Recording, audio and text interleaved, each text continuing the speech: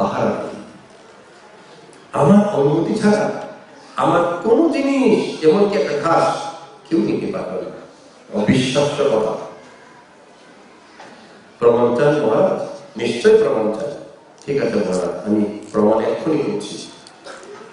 এই তার হাতের আঙ্গুলে 20টা আংটি ছিল, এই 5 আঙ্গুলে 10টা, এই 5 10টা, ডবল ডবল 2টা করে আঙ্গুল ছিল। মহারাজ, আমার যে কোনো একটা আংটি আপনি করুন। আচ্ছা, সে মনে মনে চিন্তা করছে, আংটি এরকম টান মারলে কি করে, আংটি খুলতে আর কি কষ্ট হবে। প্রথমে হাত দেন, এমনি টানতে দেন, কি আমার লড়েও করো দেন। ও লড়ো না, আচ্ছা ঠিক আছে। তারপর ঠ্যাংটারে এরকম দিয়া, ঠ্যাং ঠেস দিয়া, পায়ে ঠেস দিয়া, 2 হাত ধরে কিছুক্ষণ করে ঘাম ধরতে লাগলো, টক টক টক টক। জ্যোতিকা আসছে, মহারাজ আমার অনুমতি না থাকলে আমাকে কিচ্ছু দিতে পারবেন না।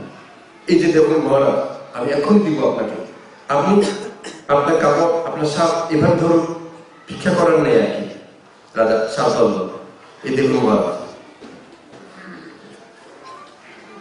আপনার নিয়ে 20টা আংটি এরকম করার সাথে সাথে মহারাজের স্বামীর উপর রাজা বাবা, কেন এটা হলো?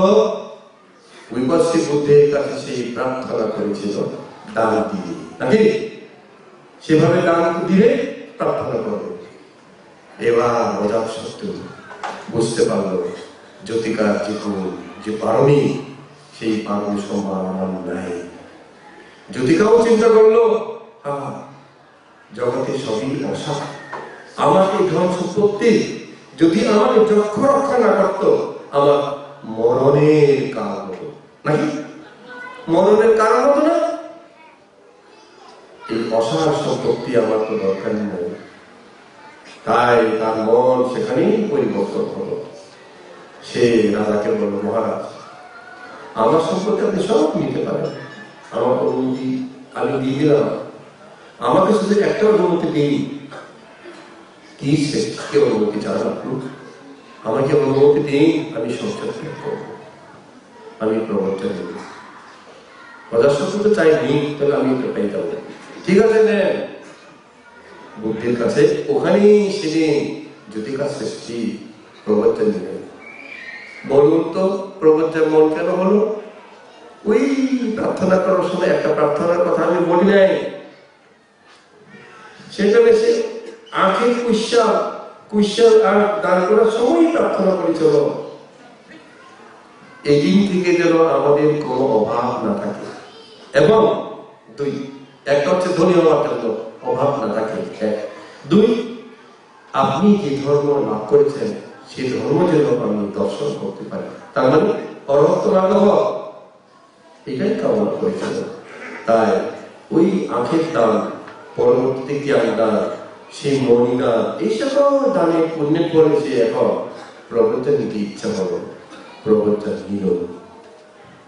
গৌতম বুদ্ধের কাছে প্রবচন নিয়ে জ্যোতিকা শেষ থেকে কি হলো? জ্যোতিকা ভিক্ষু। ভগবান বুদ্ধের কাছে ধ্যান শিক্ষা নিলেন। ভগবান বুদ্ধের ধ্যান শিক্ষা নিয়ে তিনি ধ্যানে বসলেন। ধ্যানে বসে তিনি শ্বাস প্রশ্বাস টানছে, ছাড়তে স্বীকৃতি দিতে দিতে দিতে তিনি দেখলেন আমার এই রূপ নাম শরীর অনিত্য, আমার এই রূপ নাম অনিত্য। এই ব্যথা বেদনা, এই আসে এই যায়, মনের ভিতর কত রকমের চিন্তা, কত রকমের ভাবনা উদিত হয়, আবার মিশে চলে যায়। সবই সবই উদয় উদয় হয়। উদয় দেখতে দেখতে তিনি অনিত্য দুঃখ অনাত্মায় দেখলেন। অনিত্য দুঃখ অনাত্মা দেখতে দেখতে তিনি সংস্কার উপেক্ষা জ্ঞানে পৌঁছে গেলেন। সংস্কার উপেক্ষা জ্ঞানে পৌঁছে তিনি সদাপত্তি মানব লাভ করলেন। সদাপত্তি মানব লাভ করে তার জীবন শেষ হয় নাই, তিনি ক্রমাগত সাধনা করলেন। ক্রমাগত কয়েক মিনিটেই তিনি প্রতি মার্গ থেকে উন্নীত এই সত্যরাজ্য সত্যকে চারবার দর্শন করে হরহর হলেন। ওই বছর বুদ্ধকে যে জ্ঞান দান করেছিলেন সেই সব দানের ফল আজকে পরিশ্রমী থেকে আমাদের শিক্ষা নিয়ে তাদের পথে জীবনে গঠন করতে হবে। মিথ্যা পথ আনলো, মিথ্যা পথ খালো, মিথ্যা পথে পিছনে ছুটে ছুটে আমরা বাংলাদেশে বৌদ্ধরা কিছুই পাই নাই। যদি বাংলাদেশে একটা মহা শক্তি থাকতো তাহলে দীক্ষা ধর্ম এই ফল আমরা পাইতাম। কেউ তো দিয়েছে পরিশ্রম নেই। বরং যেখানে অরহর আছে, বুদ্ধ আছে বলে দাবি করছে, সেখানেই মানামানি খুন রক্তপাত করছে।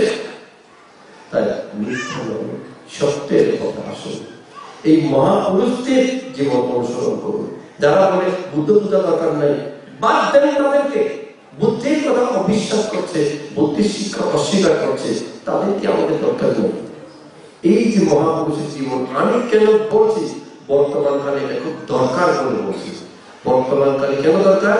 এই যে বুদ্ধ পূজা দিচ্ছে না কেউ কেউ কেউ দান দরকার নেই বলছে, শুধু ধ্যান করলে হবে বলতেছে, বিদর্শন করলে সব কিছু হয়ে যায়, এরকম বলার লোকের সব অনেক অনেক লোক আছে। ঢাকা, চিরগঞ্জ, বাংলাদেশ সব জায়গায় শুধু ধ্যান করলেই হয়।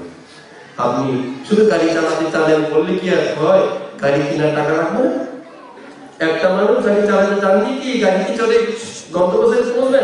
গাড়ি কেনার টাকা লাগবে, গাড়িতে দেওয়ার তেল লাগবে, এই গাড়ি কেনার টাকা নেই, দানশীল লাগবে, তারপরেই গাড়ি চালানোর প্রজ্ঞা, রাস্তা চিনবেন। তাই সত্যের পথে আসো, নির্বাণের পথে আসো, বুদ্ধের পথে আসো, তাহলে আমরা সুখের রাজ্যে থাকবো। এই পৃথিবীতে যতদিন বেঁচে থাকবো ততদিনও সত্যের পথে থাকলে দুঃখ স্পর্শ করবে না, বিপদ স্পর্শ করবে না, শত্রু স্পর্শ করবে না। বিশ্বাস না হয় আমাকে দেখুন, আমার কথা আপনারা অনেক শুনছেন। আমি রামাদাদি তৈরি করতে গিয়া, নন্দবিচারি তৈরি করতে গিয়া যে শত্রুতার সম্মুখীন হয়েছি, যে মারের সম্মুখীন হয়েছি, সেই সকল মারকে আমি পরাজিত করতে পেরেছি। পেরেছি নাকি? পরাজিত করেছি। কিভাবে করেছি? অতীতের পুণ্যের ফলে। আমার কোনো বল নাই, আমার রাজবল নাই, পলিটিক্যাল রাজনীতি বল নাই, অর্থ বল নাই, জনবল নাই, অস্ত্র বল নাই, কিছু নেই। আমার আছে কি বল? আমার পুণ্য বল। কি বল? পুণ্য বল। এই পুণ্য বলে আমি এই সব কাজ করছি। আপনারা যদি পুণ্য করেন, এভাবে কোন শত্রু আপনাদেরকে ছুঁইতে পারবে না, একটা লোক টানতে পারবে না। তাহলে জীবন সুন্দর, জন্ম জন্মান্তর সুন্দর হবে, পরিশেষেও সেই চরম পরম সুন্দর নির্মাণ দর্শন করতে পারবে। তাই হোক আপনাদের জীবন। এই মূর্তি আশীর্বাদ শেষ করছি।